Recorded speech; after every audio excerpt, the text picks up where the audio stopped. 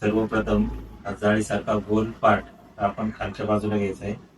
त्यानंतर हा समोर पार्ट असलेला हा पार्ट आपण जोडून घ्यायचा आहे. जोडणी करताना यांचा हा खालचा भाग खालच्या बाजूला आलेला पाहिजे. त्यानंतर सॉकेटमध्ये सोबत दिलेले स्वॉलोट लावून तो भाग योग्य प्रकारे चिटकून घ्या. त्यानंतर सोबत दिलेला भाग पाईप देखील अशाच प्रकारे स्वॉलोट लावून चिटकून घ्यायचा आहे. त्याच्यानंतर दुसरा भाग याचे देखील एल्बोचे टोक खालच्या बाजूला करून स्वॉलोट लावून त्याला योग्य पद्धतीने चिटकून घ्यायचा आहे. त्यानंतर सोबत दिलेला हा दुसरा पाईप याला देखील स्वॉलोट लावून चिटकून घ्यायचा आहे.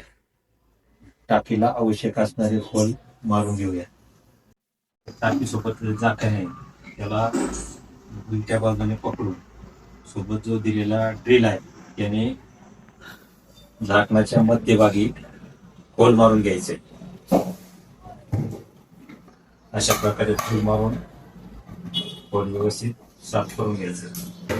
नंतर किट बॉक्स मध्ये असलेला बुश हा काढून घ्यायचा. त्याच्या खालच्या बाजूची चकती काढून घ्यायची. त्यानंतर हे बुश झाकणाच्या वरच्या बाजूने ठेवून काढलेली चकती अशा प्रकारे खालच्या बाजूने व्यवस्थित लावून घ्यायची. त्यानंतर जोडणी झालेला स्टिरर पाईप बुशमधून वरती काढायचं आणि हे झाकण आपल्या टाकीला लावून घ्यायचं. हे झाकण टाकीला लावून घेतल्यानंतर या बुशच्या वरती जेवढा भाग येईल तो सोबत दिलेल्या ब्लेडने कट करून घ्यायचा आहे. आपला जो स्टिरर तयार झाला आहे त्याच्यावरती बुश वरतून लावून घ्यायचं आहे. त्याच्यानंतर सोबत दिलेला जो हँडल आहे त्याला योग्य प्रकारे PVC सॉल्व्हेंट लावून हँडल वरच्या बाजूने असं व्यवस्थित लावून घ्यायचं. अशा प्रकारे आपली स्टिररची जोडणी पूर्ण झालेली आहे. त्यानंतर घड्याळाच्या काठीच्या दिशेने हलवण्यासाठी या स्टिररचा उपयोग करायचा आहे. यानंतर आपण सोबत दिलेला फिल्टर आणि नळ टाकीला जोडून घेणार आहोत. सोबत दिलेला फिल्टर आणि नळ जोडण्यासाठी टाकीच्या उंचीच्या मध्यभागी सोबत दिलेल्या ड्रिलने होल मारून घ्यायचे. नळाची आणि फिल्टरची जोडणी करण्यासाठी सोबत दिलेला टेफ्लॉन टेप नळाला व्यवस्थित गुंडाळून घ्यायचं आहे. त्यामुळे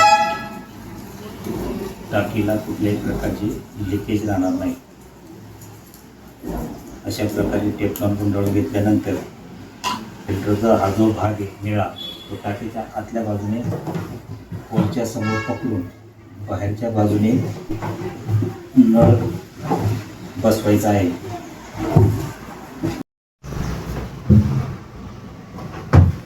अशा प्रकारे आपली फिल्टरची आणि स्टिररची जोडणी पूर्ण करून झालेली आहे.